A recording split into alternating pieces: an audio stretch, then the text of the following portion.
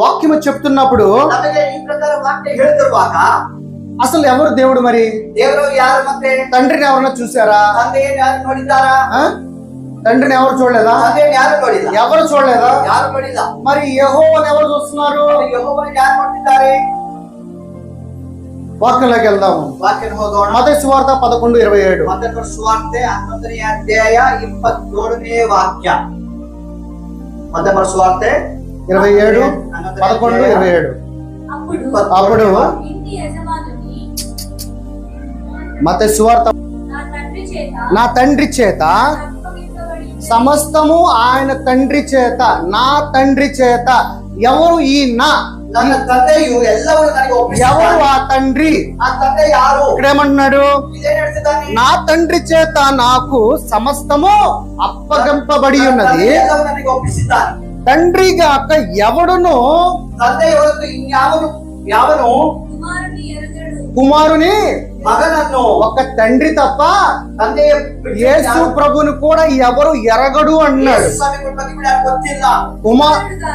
కుమారుడు గాక కుమారుడు ఎవ్వడికి ఆయనను బయలుపరచునుద్దేశించును వాడు కాకను మరి ఎవ్వరును తండ్రిని ఎరగడంట. అంటే యేసు ప్రభువుకి తండ్రి, తండ్రికి యేసు ప్రభు తప్ప యేసు స్వామిಗೆ ತಂದೆ, ತಂದೆ యేసు ಸ್ವಾಮಿಯನ್ನು ಬಿಟ್ಟರೆ మరి ఇంకెవ్వరికి తెలియదంట. ಯಾರಿಗೂ ಗೊತ್ತಾಗೋದಿಲ್ಲ. అదేంటి ఇక్కడ తండ్రి ఎవడు చూడలేదంటున్నాడు, ఎవరితో మాట్లాడలేదంటున్నాడు. మరి ఈ తండ్రి ఎవరితో మాట్లాడుతున్న తండ్రి? ಇಲ್ಲಿ ದೇವರು ಹೇಳ್ತಿದ್ದಾರೆ ಅದೇನೋ ತಂದೆಗೆ ಯಾರು ನೋಡಿದ್ರು ಹೇಳ್ತಾರೆ. హళై ఒడంబడికలో మాట్లాడుతున్న తండ్రి ఎవరు? హళై ఒడంబడికలో మాట్లాడుతున్న తండ్రి ఎవరు? ತಂದೆ ಯಾರು చూద్దాం ఈ రోజున ఎవరు ఆయన. ನೋಡೋಣ ಯಾರನ್ನು. యోహాను సువార్త యోహాను సువార్త 1:18. యోహాను సువార్త 1:18. ఎవడును ఎప్పుడైనను దేవునిని చూడలేదు. దేవుడిని యారు ఎంతో ನೋಡಿ కండిಲ್ಲ.